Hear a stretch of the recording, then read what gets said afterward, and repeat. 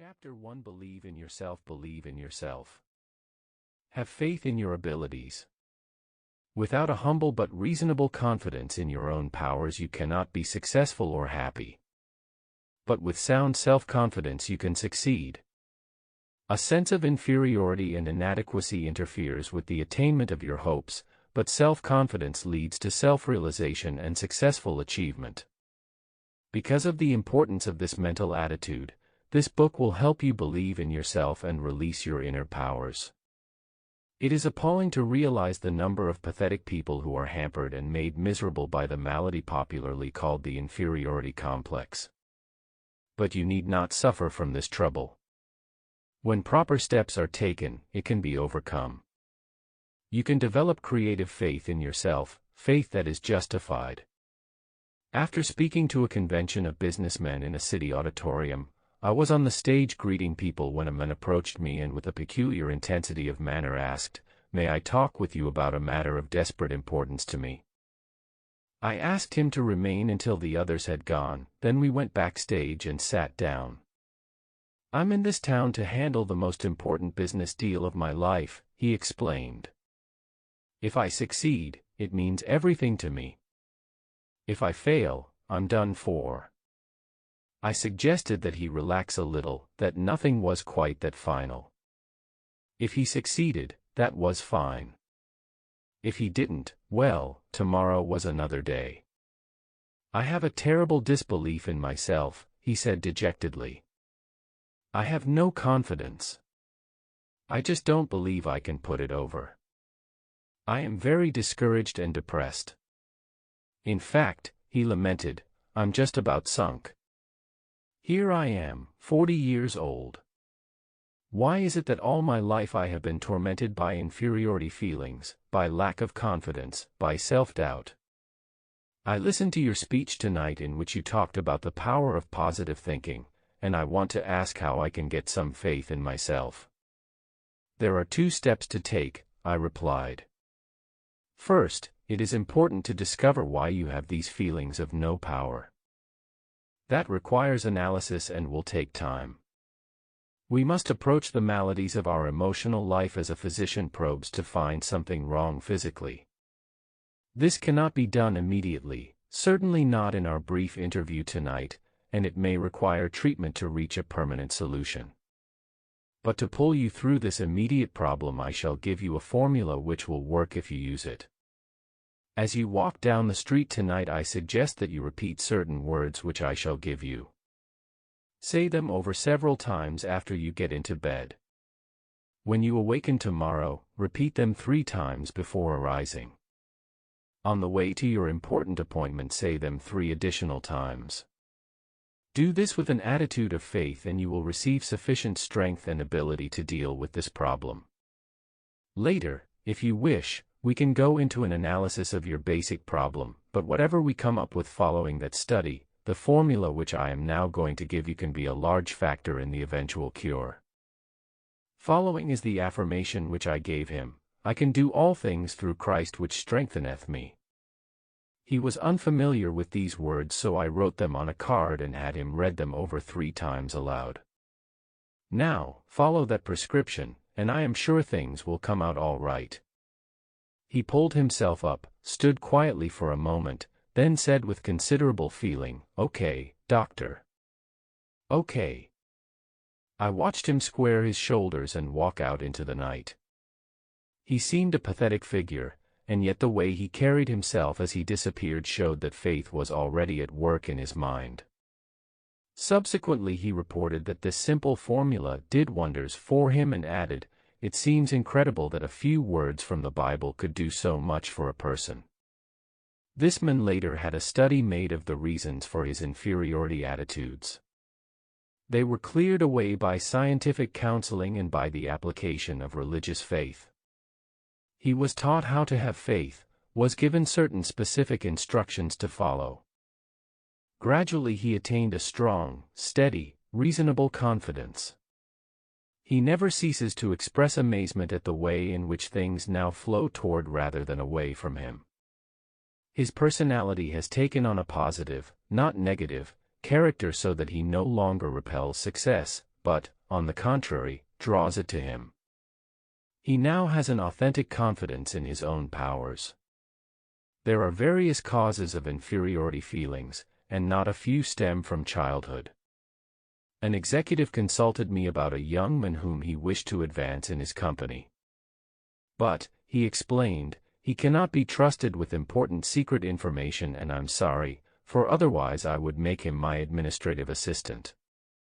He has all the other necessary qualifications, but he talks too much, and without meaning to do so divulges matters of a private and important nature. Upon analysis I found that he talked too much simply because of an inferiority feeling. To compensate for it, he succumbed to the temptation of parading his knowledge. He associated with men who were rather well-to-do, all of whom had attended college and belonged to a fraternity. But this boy was reared in poverty, had not been a collegeman or fraternity member. Thus he felt himself inferior to his associates in education and social background. To build himself up with his associates and to enhance his self-esteem, his subconscious mind, which always seeks to provide a compensatory mechanism, supplied him with a means for raising his ego. He was on the inside, in the industry, and accompanied his superior to conferences where he met outstanding men and listened to important private conversations. He reported just enough of his inside information to cause his associates to regard him with admiration and envy. This served to elevate his self-esteem and satisfy his desire for recognition. When the employer became aware of the cause of this personality trait, being a kindly and understanding man, he pointed out to the young man the opportunities in business to which his abilities could lead him. He also described how his inferiority feelings caused his unreliability in confidential matters. This self-knowledge, together with a sincere practicing of the techniques of faith and prayer, made him a valuable asset to his company. His real powers were released. I can perhaps illustrate the manner in which many youngsters acquire an inferiority complex through the use of a personal reference. As a small boy, I was painfully thin. I had lots of energy, was on a track team, was healthy and hard as nails, but thin. And that bothered me because I didn't want to be thin.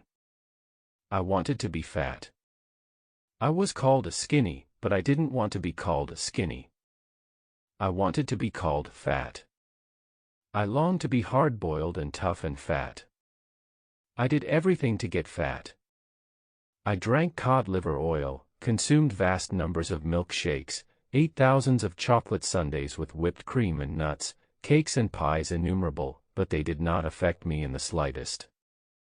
I stayed thin and lay awake nights thinking and agonizing about it. I kept on trying to get heavy until I was about 30, when all of a sudden did I get heavy.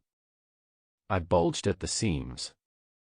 Then I became self-conscious because I was so fat, and finally had to take off 40 pounds with equal agony to get myself down to respectable size. In the second place, I was a minister's son and was constantly reminded of that fact. Everybody else could do everything, but if I did even the slightest little thing, you are a preacher's son. So I didn't want to be a preacher's son, for preacher's sons are supposed to be nice and namby-pamby. I wanted to be known as a hard-boiled fellow. Perhaps that is why preacher's sons get their reputation for being a little difficult, because they rebel against having to carry the banner of the church all the time. I vowed there was one thing I would never do, and that was to become a preacher. Also, I came of a family practically every member of which was a performer in public, a platform speaker, and that was the last thing I wanted to be. They used to make me get up in public to make speeches when it scared me to death, even filled me with terror. That was years ago, but the twinge of it comes to me every now and then when I walk onto a platform. I had to use every known device to develop confidence in what powers the good Lord gave me. I found the solution of this problem in the simple techniques of faith taught in the Bible. These principles are scientific and sound and can heal any personality of the pain of inferiority feelings. Their use can enable the sufferer to find and release the powers which have been inhibited by a feeling of inadequacy. Such are some of the sources of the inferiority complex which erect power barriers in our personalities. It is some emotional violence done to us in childhood, or the consequences of certain circumstances, or something we did to ourselves. This malady arises out of the misty past in the dim recesses of our personalities. Perhaps you had an older brother who was a brilliant student. He got A's in school, you made only C's, and you never heard the last of it. So you believed that you could never succeed in life as he could. He got A's and you got C's, so you reasoned that you were consigned to getting C's all your life. Apparently you never realized that some of those who failed to get high grades in school have been the greatest successes outside of school. Just because somebody gets an A in college doesn't make him the greatest man in the United States, because maybe his A's will stop when he gets his diploma, and the fellow who got C's in school will go on later to get the real A's in life. The greatest secret for eliminating the inferiority complex, which is another term for deep and profound self-doubt, is to fill your mind to overflowing with faith. Develop a tremendous faith in God, and that will give you a humble yet soundly realistic faith in yourself. The acquiring of dynamic faith is accomplished by prayer, lots of prayer, by reading and mentally absorbing the Bible, and by practicing its faith techniques. In another chapter one deal with specific formulas of prayer, but I want to point out here that the type of prayer that produces the quality of faith required to eliminate inferiority is of a particular nature. Surface skimming, formalistic and perfunctory prayer is not sufficiently powerful. A wonderful colored woman, a cook in the home of friends of mine in Texas, was asked how she so completely mastered her troubles.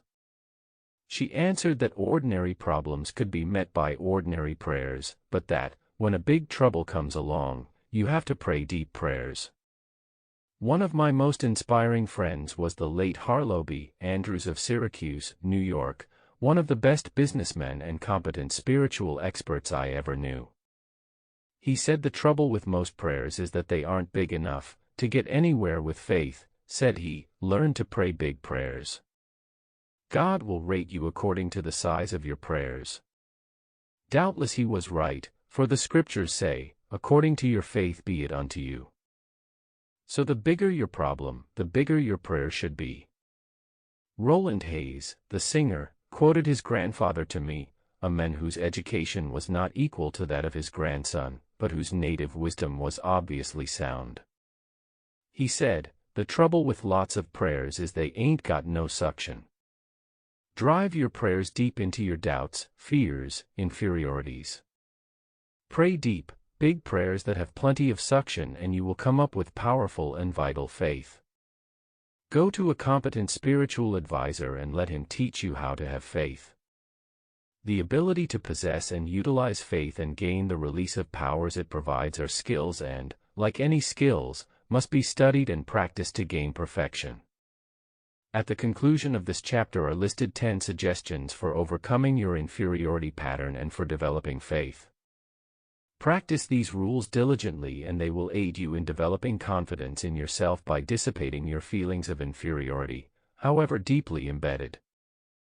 At this point, however, I wish to indicate that to build up feelings of self-confidence, the practice of suggesting confidence concepts to your mind is very effective. If your mind is obsessed by thoughts of insecurity and inadequacy, it is, of course, due to the fact that such ideas have dominated your thinking over a long period of time. Another and more positive pattern of ideas must be given the mind, and that is accomplished by repetitive suggestion or confidence ideas. In the busy activities of daily existence, thought disciplining is required if you are to re-educate the mind and make of it a power-producing plant. It is possible, even in the midst of your daily work, to drive confident thoughts into consciousness. Let me tell you about one man who did so by the use of a unique method. One icy winter morning he called for me at a hotel in a Midwestern city to take me about 35 miles to another town to fill a lecture engagement. We got into his car and started off at a rather high rate of speed on the slippery road. He was going a little faster than I thought reasonable, and I reminded him that we had plenty of time and suggested that we take it easy. "Don't let my driving worry you," he replied. "I used to be filled with all kinds of insecurities myself, but I got over them. I was afraid of everything.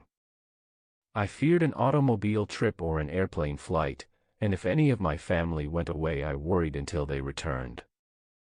I always went around with a feeling that something was going to happen, and it made my life miserable. I was saturated with inferiority and lacked confidence. This state of mind reflected itself in my business and I wasn't doing very well. But I hit upon a wonderful plan which knocked all these insecurity feelings out of my mind, and now I live with a feeling of confidence, not only in myself but in life generally." This was the wonderful plan. He pointed to 2 clips fastened on the instrument panel of the car just below the windshield and, reaching into the glove compartment, took out a pack of small cards. He selected one and slipped it beneath the clip. It read, "If ye have faith, nothing shall be impossible unto you." He removed that one, shuffled expertly through the cards with one hand as he drove, selected another, and placed it under the clip. This one read, "If God be for us, who can be against us? I'm a traveling salesman," he explained, "and I drive around all day calling on my customers.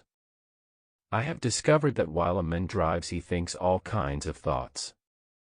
If his pattern of thought is negative, he will think many negative thoughts during the day and that, of course, is bad for him, but that is the way I used to be. I used to drive around all day between calls drinking fear and defeat thoughts, and incidentally that is one reason my sales were down. But since I have been using these cards as I drive and committing the words to memory, I have learned to think differently. The old insecurities that used to haunt me are just about all gone, and instead of drinking fear thoughts of defeat and ineffectiveness, one think thoughts of faith and courage. It is really wonderful the way this method has changed me. It has helped in my business, too, for how can one expect to make a sale if he drives up to a customer's place of business thinking he is not going to make a sale? This plan used by my friend is a very wise one. By filling his mind with affirmations of the presence, support, and help of God, he had actually changed his thought processes. He put an end to the domination of his long-held sense of insecurity. His potential powers were set free. We build up the feeling of insecurity or security by how we think. If in our thoughts we constantly fix attention upon sinister expectations of dire events that might happen, the result will be constantly to feel insecure. And what is even more serious is the tendency to create, by the power of thought, the very condition we fear. This salesman actually created positive results by vital thoughts of courage and confidence through the process of placing the cards before him in his car. His powers, curiously inhibited by a defeat psychology, now flowed out of a personality in which creative attitudes had been stimulated. Lack of self-confidence apparently is one of the great problems besetting people today. In a university, a survey was made of 600 students in psychology courses. The students were asked to state their most difficult personal problem. 75% listed lack of confidence. It can safely be assumed that the same large proportion is true of the population generally. Everywhere you encounter people who are inwardly afraid, who shrink from life, who suffer from a deep sense of inadequacy and insecurity, who doubt their own powers. Deep within themselves they mistrust their ability to meet responsibilities or to grasp opportunities. Always they are beset by the vague and sinister fear that something is not going to be quite right. They do not believe that they have it in them to be what they want to be, and so they try to make themselves content with something less than that of which they are capable. Thousands upon thousands go crawling through life on their hands and knees, defeated and afraid. And in most cases such frustration of power is unnecessary. The blows of life, the accumulation of difficulties, the multiplication of problems tend to sap energy and leave you spent and discouraged. In such a condition the true status of your power is often obscured, and a person yields to a discouragement that is not justified by the facts.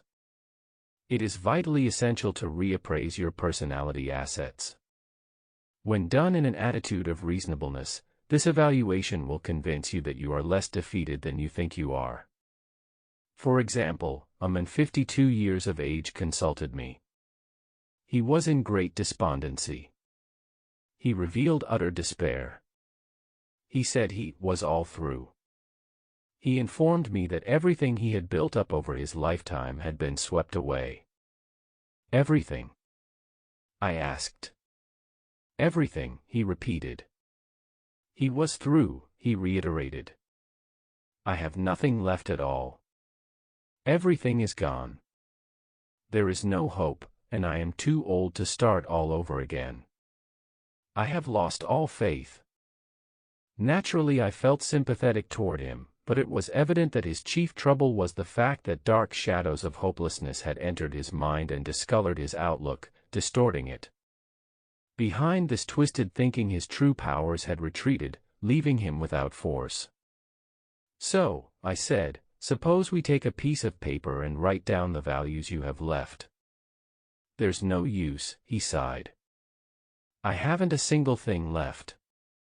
I thought I told you that. I said, let's just see anyway. Then asked, is your wife still with you? Why, yes, of course, and she is wonderful. We have been married for 30 years. She would never leave me no matter how bad things are. All right, let us put that down, your wife is still with you and she will never leave you no matter what happens. How about your children? Got any children? Yes, he replied, I have 3 and they are certainly wonderful.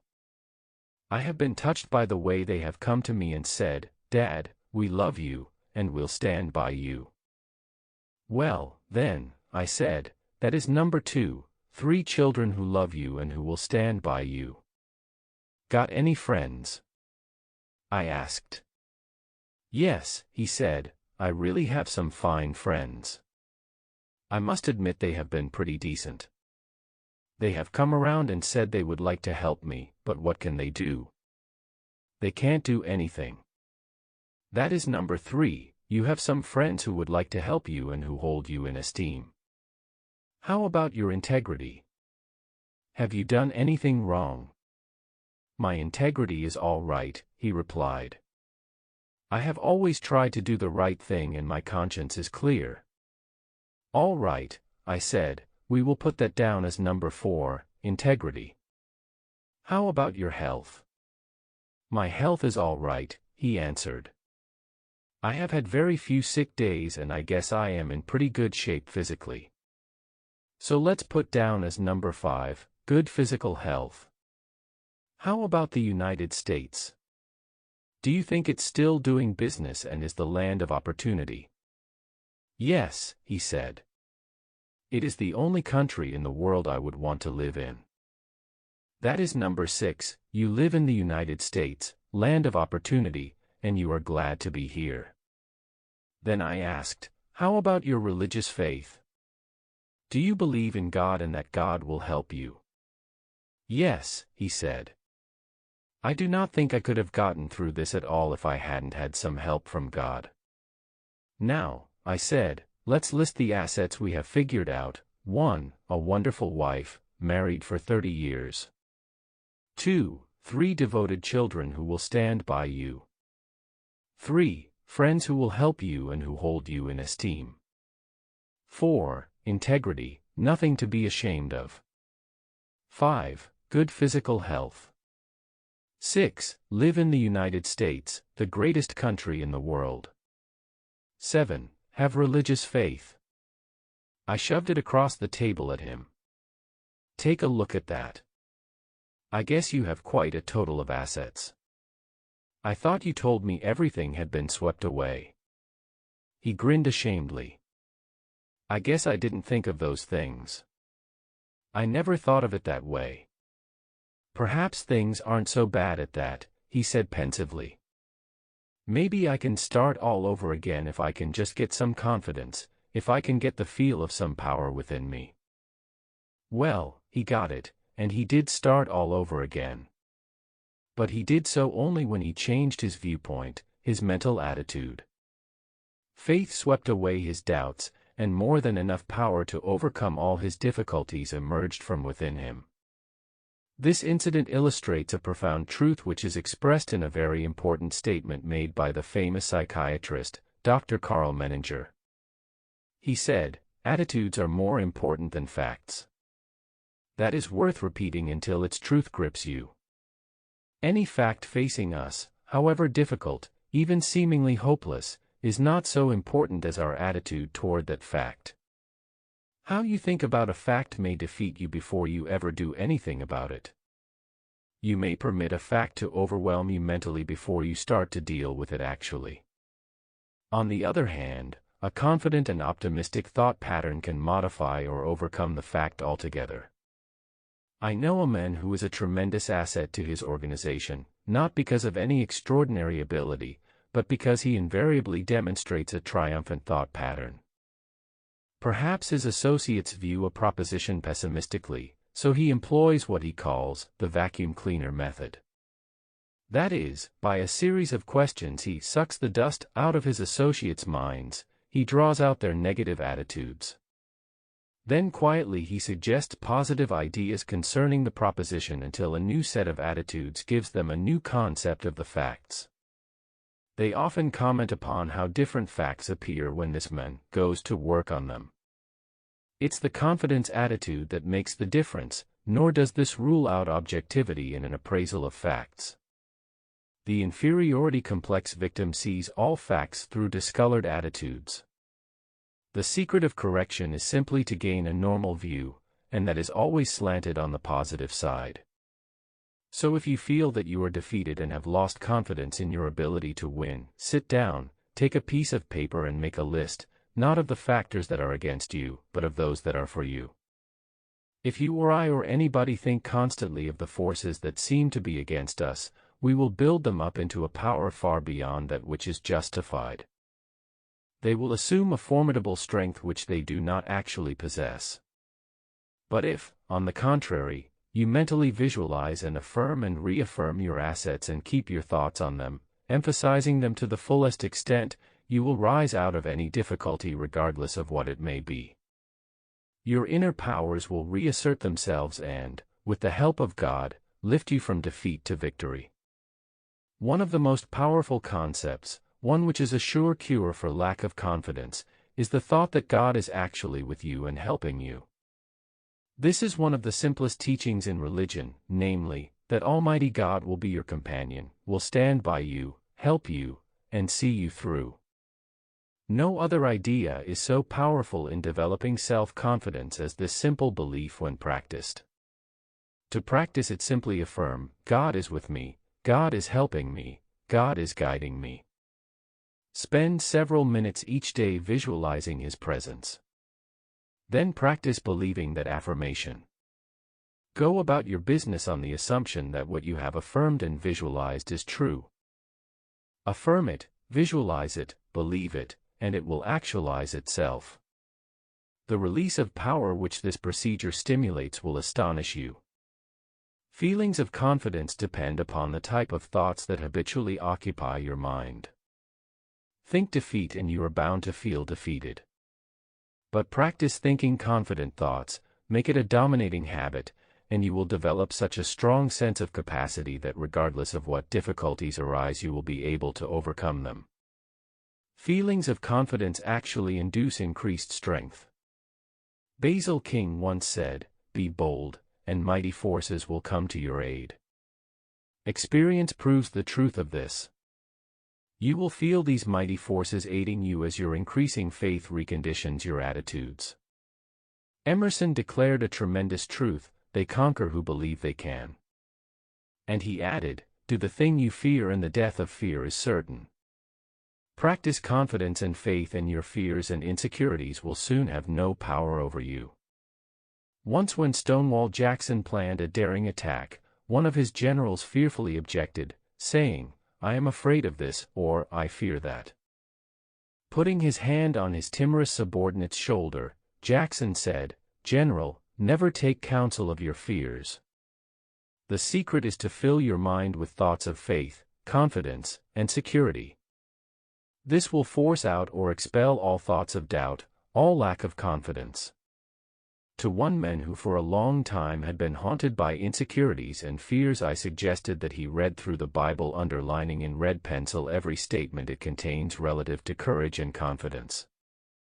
He also committed them to memory, in effect cramming his mind full of the healthiest, happiest, most powerful thoughts in the world. These dynamic thoughts changed him from cringing hopelessness to a man of compelling force. The change in him in a few weeks was remarkable. From almost complete defeat he became a confident and inspiring personality. He now radiates courage and magnetism. He regained confidence in himself and his own powers by a simple process of thought conditioning. To sum up, what can you do now to build up your self-confidence? Following are 10 simple, workable rules for overcoming inadequacy attitudes and learning to practice faith. Thousands have used these rules, reporting successful results. Undertake this program and you, too, will build up confidence in your powers. You, too, will have a new feeling of power. 1. Formulate and stamp indelibly on your mind a mental picture of yourself as succeeding. Hold this picture tenaciously. Never permit it to fade. Your mind will seek to develop this picture. Never think of yourself as failing, never doubt the reality of the mental image. That is most dangerous, for the mind always tries to complete what it pictures. So always picture success, no matter how badly things seem to be going at the moment. 2. Whenever a negative thought concerning your personal powers comes to mind, deliberately voice a positive thought to cancel it out. 3. Do not build up obstacles in your imagination. Depreciate every so-called obstacle. Minimize them. Difficulties must be studied and efficiently dealt with to be eliminated, but they must be seen for only what they are. They must not be inflated by fear thoughts. 4. Do not be awestruck by other people and try to copy them. Nobody can be you as efficiently as you can. Remember also that most people, despite their confident appearance and demeanor, are often as scared as you are and as doubtful of themselves. 5. 10 times a day repeat these dynamic words: if God be for us, who can be against us? 6. Get a competent counselor to help you understand why you do what you do. Learn the origin of your inferiority and self-doubt feelings, which often begin in childhood. Self-knowledge leads to a cure. 7. 10 times each day practice the following affirmation, repeating it out loud if possible. I can do all things through Christ which strengtheneth me. Repeat those words now. That magic statement is the most powerful antidote on earth to inferiority thoughts. 8. Make a true estimate of your own ability, then raise it 10%. Do not become egotistical, but develop a wholesome self-respect. Believe in your own God-released powers. 9. Put yourself in God's hands. To do that, simply state, I am in God's hands. Then believe you are now receiving all the power you need. Feel it flowing into you. Affirm that the kingdom of God is within you, in the form of adequate power to meet life's demands. 10. Remind yourself that God is with you and nothing can defeat you. Believe that you now receive power from Him.